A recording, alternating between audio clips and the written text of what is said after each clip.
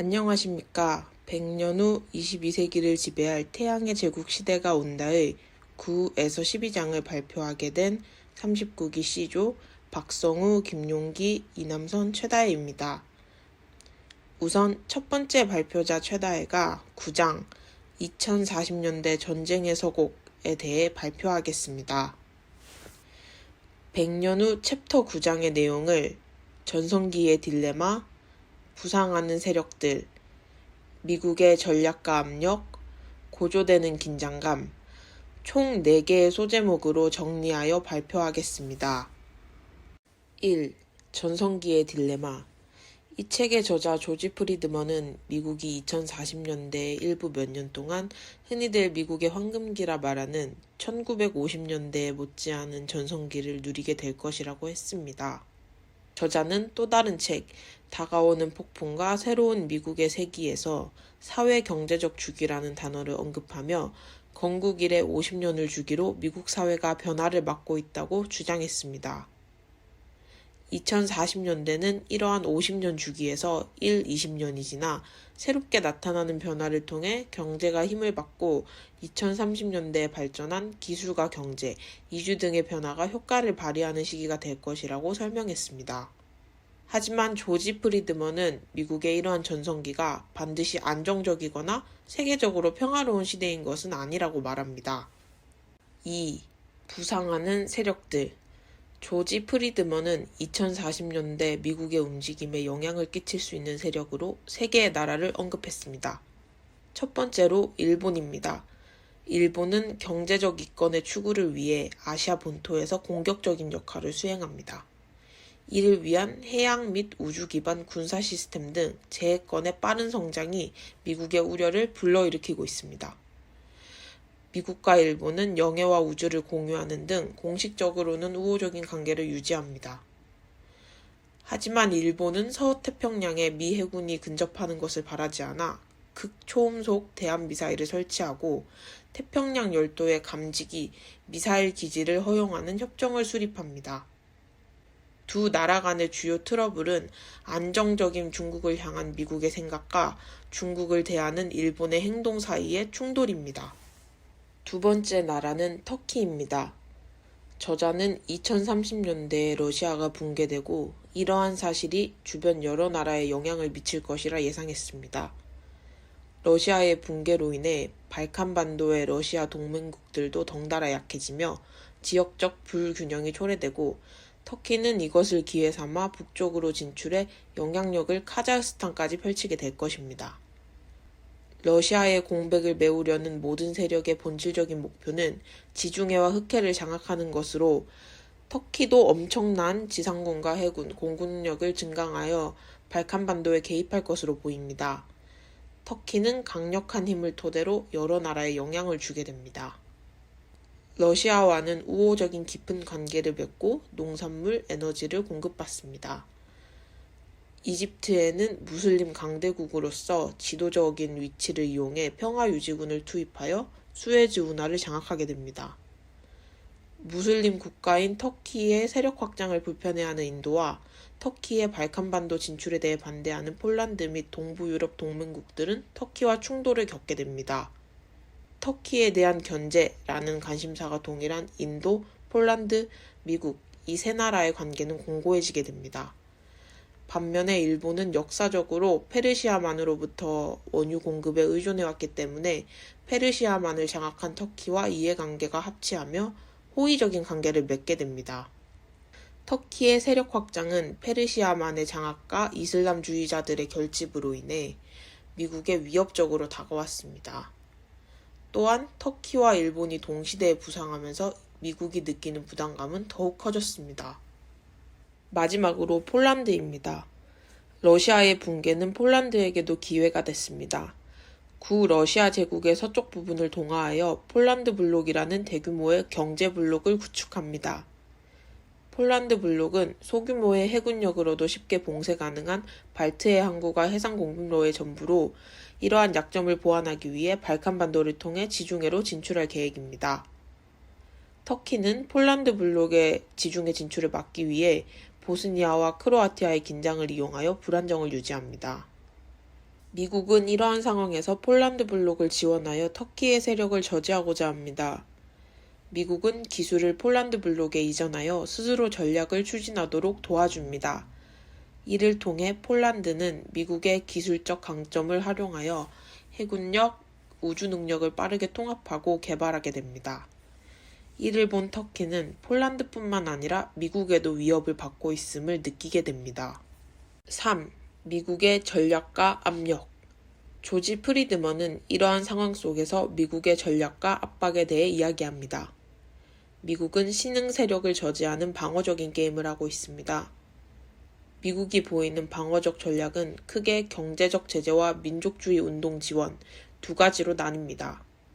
수출 기술의 중단과 이들 국가 제품의 수입 제한 정책을 펼치는 경제적 제재와 러시아 및 우크라이나 내 민족주의 운동과 세르비아의 저항 지원을 통한 터키에 대한 압박, 중국 및 한국 내 민족주의 운동 지원을 통한 일본에 대한 압박을 함께 지원합니다. 그리고 조지 프리드먼은 미국이 배틀스타라는 극초음속 비행기 시스템을 통해 우주에서도 우위를 점할 것으로 예상합니다. 2047년에 본격적으로 가동될 것으로 예상되는 배틀스타는 엄청난 파괴력과 빠른 속도로 지구에 있는 목표물을 겨냥할 수 있는 우주 미사일입니다. 잠재적인 목표 지역 정지 궤도에 있는 우주 기반 사령부가 통제하는 이 시스템은 하나는 터키의 정남쪽, 또 다른 하나는 일본의 정남쪽을 겨냥해 두 나라를 압박할 수 있을 것으로 보입니다. 4. 고조되는 긴장감. 마지막으로 조지 프리드먼은 미국과 일본, 터키 3개국 사이에 긴장감이 고조되고 있음을 언급합니다. 미국은 우주에서 관리하는 신세대 무기를 도입하고 정치적 압력을 가하는 등 터키나 일본과 같은 신흥 세력의 성장을 억제시키고 불안정을 가중시키고자 합니다. 중국과 인도, 폴란드 외에도 터키와 일본에 저항하는 병력에 대해 군사적으로 지원해 일본과 터키에 압박을 가합니다. 일본과 터키는 미국에 맞서기 위해 본격적인 동맹관계를 맺습니다. 독일이나 멕시코 등의 나라를 후보로 하여 연합체를 구성하고자 하지만 타 국가들이 개입할 가능성은 낮다고 말합니다. 이상으로 100년 후 9장 2040년대 전쟁의 서곡에 대해 발표를 마치겠습니다. 경청해 주셔서 감사합니다.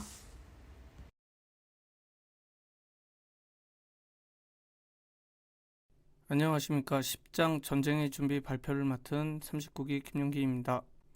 전쟁의 준비는 1. 타협은 없는가. 2. 20세기 전쟁과 21세기의 전쟁. 3. 글로벌 전쟁터에서 살아남는 법. 4. 지정학적 순환의 반복 순으로 발표를 진행하겠습니다. 1. 타협은 없는가에서는 각 나라의 생각, 이해관계의 충돌, 타협은 불가로 분류하여 보았습니다.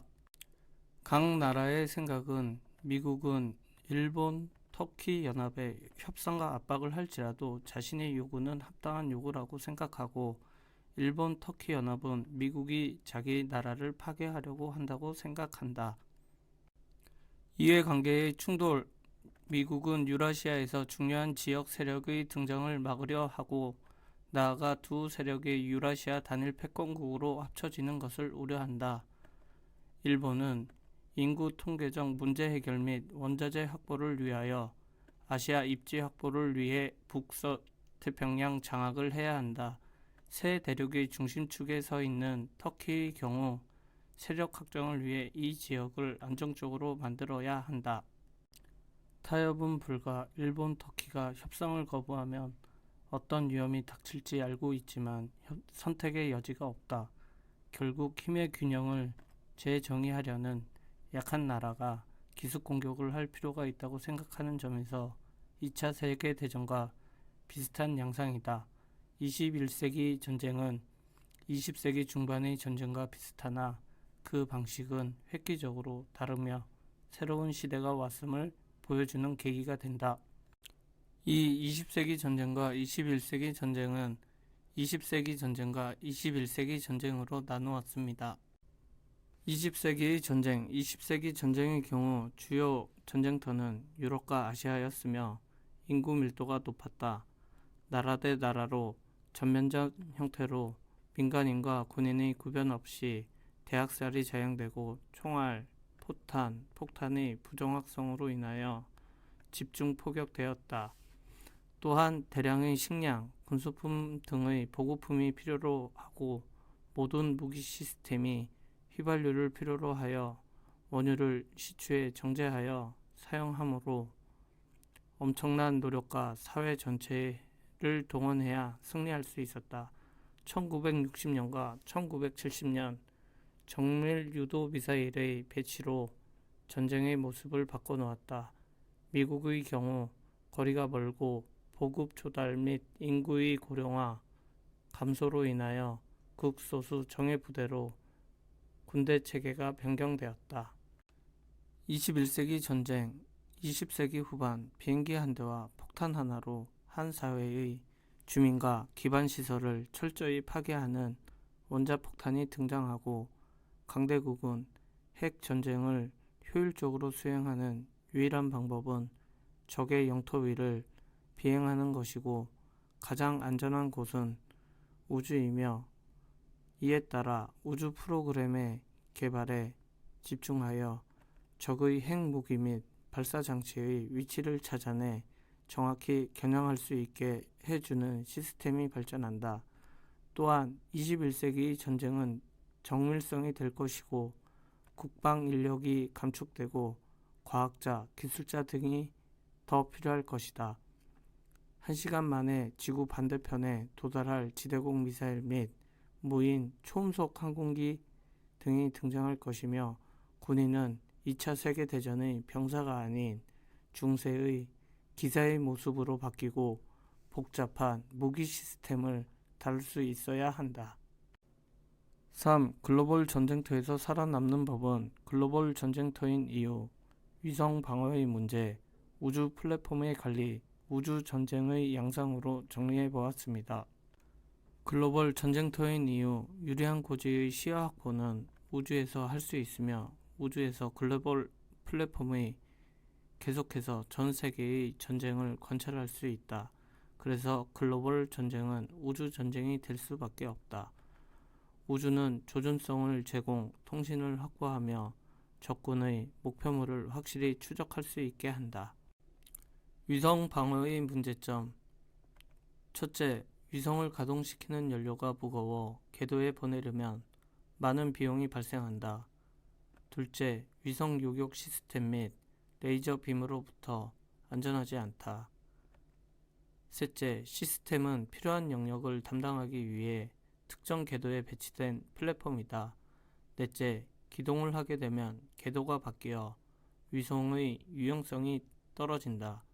이러한 문제를 해결하기 위해 위성을 방어하기 위한 21세기 중반 위성 방어 전투단이 등장할 것이다. 우주 플랫폼의 관리, 일정 기간 동안은 수리를 위해 인간을 우주로 보내는 일이 발생하며 비용이 많이 소요된다. 보수를 담당하는 요원을 영구적으로 우주에 배치하고 우주 기반 시스템을 관리하고 감시하는 역할까지 수행할지도 모른다. 우주 전쟁의 양상, 저궤도 우주, 정지궤도 우주, 칭동점, 그리고 달의 표면을 장악하는 싸움으로 나타난다. 정지궤도가 중요하기 때문에 이를 두고 전쟁이 발생할 수 있다. 또한 더욱 중요한 것은 달의 표면이다. 달에 있는 기지는 대기에 의해 방해받지 않고 지구 표면과 우주에서 전투를 관찰할 수 있는 안전한 플랫폼을 제공하기 때문이다. 4. 지정학적 순환의 반복에서는 미국의 전투 단계 구성, 터키 일본 연합의 전쟁 계획 시 동시에 충족시키는 계획, 우주 전쟁의 준비 순으로 정리해 보았습니다. 미국의 전투 단계 구성, 첫째, 우주 기반 시스템을 포함한 적의 대공 방어물과 항공기에 맹공을 가한다. 둘째, 적의 나머지 군사력과 핵심 경제시설을 체계적으로 공격한다. 셋째, 엄청난 살상력, 생존력, 이동력을 갖추고 강화 군복으로 무장한 보병과 로봇 시스템을 수반한 지상 병력을 제한적으로 투입한다. 이러한 전투력은 배틀스타 관리 시스템을 적극 활용하여 이루어지게 될 것이다. 터키 일본 연합의 전쟁 계획 시 동시에 충전시킬 계획. 첫째, 미국의 전투력을 획기적으로 감소시킬 것. 둘째, 반격을 유도하지 않으면서 세계 도처에 있는 미국의 이해관계자들을 공격할 수 있는 시간을 벌어야 한다. 셋째, 미국의 추격을 받는 것보다 나은 상황에 놓이도록 협상을 위한 발판을 마련한다. 우주 전쟁의 준비 2040년대 미국의 배틀스타는 속성 프로그램으로 진행될 가능성이 있다. 그러나 일본은 2030년 배틀스타를 제거할 수 있는 방법을 연구할 가능성도 있다. 일본의 경우 터키보다 앞설 것이고 우주를 상업적으로 특히 우주에서의 에너지 생산에 관심을 기울일 것이며 2040년이 되면 달에서 운영하는 상당한 해외 영토를 확보하고 작업을 위한 대규모 지하 설비까지 구축하고 달을 왕복하는 교통편이 흔한 일이 될 것이다. 1941년 일본은 항공모함을 이용한 공습을 21세기 우주 지배력을 잃으면 전쟁에서 승리할 수 없다는 것을 아는 일본은 미국의 우주 지배력의 핵심인 배틀스타를 파괴하기 위해 미국이 관측할 수 없는 지구의 반대편 달 후면에 비밀 기지를 건설한다. 이상 조지 프리먼의 100년 후 10장 전쟁의 준비였습니다. 경청해 주셔서 감사합니다. 안녕하십니까? 저는 11장과 12장의 발표를 맡은 39기 이남선입니다. 발표를 위한 준비는 39기 박성우 원호와 함께 준비를 했습니다. 11장은 10장에서 터키와 일본 그리고 미국 사이에 고조되는 긴장과 전쟁 준비의 내용에 이어서 2050년대 전쟁 시나리오에 대한 내용을 다루는 장입니다. 발표 시작하겠습니다. 2050년 미국의 영향력 아래에서 자국의 경제적 상황이 점점 더 어려워질 것이라고 판단한 일본은 미국의 배틀스타를 파괴하고 소련의 붕괴와 서유럽의 경제 위기 속에서 유럽의 핵심 국가로 성장한 미국의 우방국 폴란드를 침공합니다. 이로 인해 미국과 일본과 터키의 연합국 사이에 세계전쟁이 발발하게 됩니다. 한편 폴란드 성장에 반대급부로 경제 침체의 길을 걷고 있던 독일은 연합국과 손을 잡아 전쟁에 참여하게 됩니다. 배틀스타를 파괴당한 미국과 연합국의 공격을 받은 폴란드는 수세에 몰리게 됩니다. 연합국은 미국의 전면적 핵 대응이 가장 두려웠고 세계 영향력의 우위만을 전쟁의 목적으로 하였기에 미국 본토의 군사시설에만 폭격을 가하였습니다. 미래 미사일 시스템의 정교화로 미국은 군사시설 외에 일반 사회는 아무런 손상을 입지 않았고 이는 향후의 전쟁에서 연합국의 약점이 됩니다. 미국은 과거 두 번째 냉전이 종식된 이후 언제나 정찰 능력에서 상당한 우위를 차지했고 이 우위를 바탕으로 미국의 남은 전투기들은 연합국의 핵심 시설들을 타격하는 데 성공합니다. 또한 영국의 도움으로 전쟁을 지속할 수 있었으며 다시 배틀스타 시스템을 구축하는 데 성공하고 제공권을 확보하게 됩니다. 21세기 중반의 전쟁에서 제공권은 인공위성과 극초음속 미사일에 의하지만 타국을 점령하기 위한 보병은 예전처럼 석유가 에너지원이 아닌 전기로 가동되는 장갑 보병과 로봇에 의하게 됩니다. 미국은 자국의 모든 역량을 동원하여 우주공간에서 태양을 이용하고 직접 전력을 생산해 지구에 마이크로웨이브 형태로 전력을 공급할 수 있는 시스템을 개발합니다. 이로 인해서 어디서나 전력을 공급받을 수 있는 미국과 폴란드의 로봇 장갑 보병과 달리 연합국의 병력은 자국에서부터 충전된 무거운 축전지를 대규모로 수송해야만 하였습니다. 실제 폴란드는 전쟁 중 후퇴를 하면서 자국의 전력시설을 모두 파괴하며 후퇴했습니다. 이에 전기 공급에 문제를 갖게 된 연합국의 병력은 전쟁에서 밀릴 수밖에 없었고 결국 전쟁은 연합국의 패배로 일단락되게 됩니다. 미국은 연합국이 국가적 생존과 자신의 주권이 위험에 처했다고 생각하면 핵무기를 사용할 것이라고 생각합니다. 따라서 미국은 무조건적인 항복을 요구하려 하지 않습니다. 이는 과거 50년에 걸쳐 적국을 황폐화시키는 것은 최상의 전략이 아님을 알게 되었기 때문입니다. 미국의 목표는 세계를 어느 정도 통제하고 자국 외의 국가들은 힘의 균형을 유지하며 각 지역 세력이 미국이 아니라 서로에게 집중하도록 만드는 것입니다.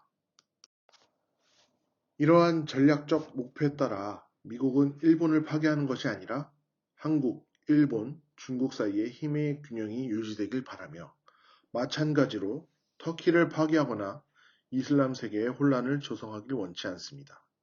결국 전쟁은 승전국이 전적으로 이긴 것도 아니고 패전국이 전적으로 패배한 것도 아닌 상황으로 마무리가 됩니다. 미국은 제2차 세계대전과 냉전의 승리로 세계의 해양 지배권을 얻어 초강대국으로 성장한 것처럼 우주에 대한 정권을 갖게 되어 다시 한번 세계의 패권을 얻을 수 있었습니다. 또한 전쟁의 과정에서 늘어나게 된 국방 지출로 경제가 살아나게 되었고 전쟁 과정에서 개발한 태양을 이용한 첨단 발전 시스템은 전력의 공급 방식을 바꾸기 시작하였습니다. 21세기 중반, 즉 2050년대의 전쟁은 2차 세계대전과 한 가지 공통점이 있습니다. 그것은 잃은 것이 가장 적은 미국이 가장 많은 것을 손에 넣는다는 점입니다. 전쟁을 통한 엄청난 기술적 도약, 다시 살아난 경제, 그리고 군사적으로 더욱 지배적인 위치를 확보한 미국은 또다시 황금기를 맞이하게 됩니다. 나아가 자신의 힘을 성숙하게 다루는 새로운 모습을 보이게 됩니다. 이상으로 11장의 발표를 마치겠습니다. 경청하여 주셔서 감사합니다. 11장에 이어 12장의 발표를 맡은 39기 이남선입니다. 11장과 마찬가지로 발표를 위한 준비는 39기 박성우 원호와 함께 준비하였습니다. 12장은 11장에 이어서 전쟁 이후 2060년대의 상황을 보여주는 챕터입니다. 12장 발표를 시작하겠습니다. 전쟁 이후 폴란드도 승전국의 위치에서 영향권을 확장시킵니다. 하지만 승전에도 불구하고 터키의 직접적인 침범으로 사상자가 수만 명에 달하고 기반시설이 산산조각 나는 바람에 국가 경제가 엉망이 되고 맙니다. 폴란드는 지역 경제를 자국에 유리한 방향으로 유도해 경제를 신속하게 재건하지만 우주를 군사적으로 사용할 수 없는 상황입니다. 미국은 자신감이 넘치는 폴란드가 미칠 장기적인 영향을 고려하여 폴란드를 껄끄럽게 생각하게 됩니다. 이에 가까운 우방인 영국을 부추겨 유럽에서의 경제적, 정치적 영향력을 키워나가도록 하고 이를 통해 폴란드를 견제하고자 합니다. 프랑스와 독일은 폴란드에 패배하여 그 세력이 약해집니다. 1945년 시작된 대서양 쪽 유럽 국가는 2050년대부터 몰락을 하게 됩니다. 유럽의 세력은 서유럽에서 동유럽 쪽으로 이동을 하게 됩니다. 전쟁에서 패배한 터키는 전쟁 이후에도 이슬람 세계의 지도자적 위치를 차지합니다. 흥미로운 점은 미국이 터키와의 관계 개선에 나선다는 점입니다. 미국은 국익을 위해 미국을 제외한 강한 세력에 대항하는 더 약한 세력을 도와 힘의 균형을 유지하고자 합니다. 폴란드의 잠재력을 알고 있는 터키는 자국의 장기적인 생존을 담보하기 위해 미국과 밀접한 유대를 흔쾌히 받아들입니다. 이에 미국은 힘의 균형을 통해 미국에게 지속적으로 위협이 될 만한 나라가 없게 되고 미국이 우주를 장악하는 한 미국은 어떤 문제라도 쉽게 해결이 가능한 나라가 되게 됩니다. 한국과 중국의 경우는 전쟁에서 패전하여 세력이 약해진 일본이 제거된 것에 만족감을 표시하게 됩니다. 전쟁 이후 미국은 우주 장악력을 공고히 다지고 국제회로도 확실히 손에 넣게 됩니다. 더불어 미국은 향후 수십 년간 버팀목이 될 관계의 패턴을 조성하기 시작합니다. 전쟁의 가장 중요한 결과로 미국은 우주를 군사화할 수 있는 독점적 권리를 공식적으로 부여하게 됩니다. 특히 우주에 집착하는 이유는 2050년대 전쟁에서 우주 장악력을 송두리째 빼앗길 위험을 겪어 집착하게 되었고 좀 더 적극적으로 우주 장악력을 확보하고자 노력하게 됩니다. 미국은 우주 장악력 확보를 통해 다른 나라가 미국을 상대로 효과적인 작전을 개시하지 못하게 합니다. 그리고 이 과정에서 국방에 대한 비용 지출이 증가하게 됩니다. 이러한 군사 지출은 미국의 경기를 극적으로 부양시키게 됩니다. 미국은 세계적인 소비국이기 때문에 다른 나라 역시 미국의 정부 지출 증가를 통해 성장하게 됩니다. 또한 미국은 주로 기술 전쟁을 치르기 때문에 다른 나라와 전쟁을 벌이거나 혹은 전쟁을 예상하게 되면 연구개발에 대한 정부의 지출이 늘어나는데 결과적으로 전쟁이 끝나면 다양한 신기술이 개발되고 이를 상업용으로 활용하게 됩니다.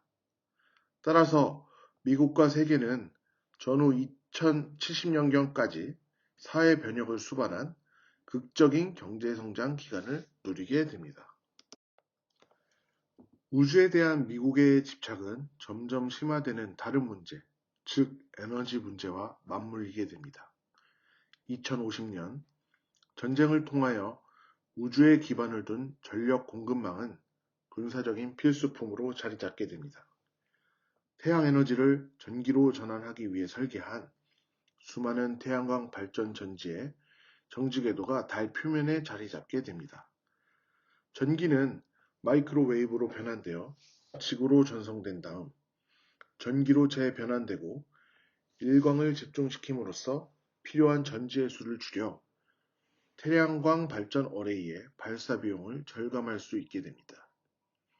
이러한 발전은 지구상에서 에너지 비용 감소를 가져와 보다 많은 에너지 집약적 활동이 현실화되게 됩니다. 미국은 지정학적 세력을 위해 또 다른 기초를 마련합니다. 우주에서의 발전 시스템은 미국은 에너지 생산 현장을 외부 공격으로부터 보호하는 동시에 미국을 세계 최대의 에너지 생산국으로 만들어줍니다. 그리고 일본과 중국을 비롯 대부분 나라는 에너지 수입국이 됩니다. 미국의 태양 에너지는 미국의 국제 지배력 확장에 지렛대 역할을 하게 됩니다. 이어 21세기 후반에는 로봇이 인구가 증가하지 않는 세상의 생산 원동력이 되고 유전과학은 지속적으로 기대수명 연장, 유전질환 퇴치 및 통제를 하게 됩니다. 전통적 가치관 지지자와 새로운 현실 사이에 팽팽한 긴장감이 형성되고 이는 종교 몰락에도 영향을 미칩니다. 21세기 후반은 미국을 제외한 두 강대국이 우주를 생각하게 됩니다. 두 나라는 폴란드와 멕시코입니다. 멕시코는 2060년대 후반부 세계 경제대국으로 부상하게 됩니다. 그 밖에 브라질은 중요한 신흥 강대국으로 멕시코보다 인구 안정에서 한 세대 뒤지지만 급속히 발전을 이루게 됩니다. 이에 따라 브라질은 아르헨티나, 칠레, 우루과이 등 빠른 속도로 발전하는 나라들과 지역경제 동맹을 고려할 것입니다. 한편 세계적인 강국으로 성장한 한국, 이스라엘, 이란도 제한적인 우주 프로그램을 마련하지만 이들 국가 중 어떤 나라도 미국의 우주 패권을 거부하거나 실질적으로 우주에 진출할 수 있는 자원 및 동기를 갖지 못하게 됩니다. 결국 미국은 최소한 2070년경까지 세계 경제의 황금기 속에서 독보적인 황금기를 보내게 됩니다. 이상으로 12장의 발표를 마치겠습니다. 경청하여 주셔서 감사합니다.